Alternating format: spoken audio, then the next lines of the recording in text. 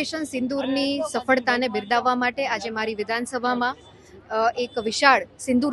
રેલીનું આયોજન કરવામાં આવેલું અને ખાસ કરીને આ રેલી એવા મહિલા ઓફિશિયલ્સ અને એ પહેલગામ હુમલામાં જેટલા પણ આપણા જ ભાઈઓ છે જે માર્યા ગયા આતંકી હુમલામાં જે રીતના એમને પોતાની જાન ગુમાવી પડી એમને એમના બલિદાનને ટ્રિબ્યુટ આપવા માટે થઈ અને આપણી આર્મ ફોર્સિસ જે રીતના બ્રેવલી અને એક વીરતાપૂર્વક જે પાકિસ્તાનના જેટલા પણ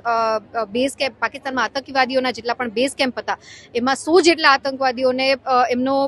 વિનાશ કર્યો, સાથે એમના બેઝ કેમ્પનો પણ ધ્વસ્ત કરી દીધા. ત્યારે આ વીરતા, શૌર્યતા અને એમની જે એક બલિદાનની ભાવના છે આપણા આર્મ ફોર્સિસને એમને બિરદાવવા માટે થઈ અને આજે મારી વિધાનસભામાં એક વિશાળ સિંદૂર યાત્રાનું આયોજન છે કરવામાં આવ્યું છે, જેમાં વિશાળ સંખ્યામાં માતૃશક્તિએ પણ આજે પોતાનો સહયોગ આપી અને આ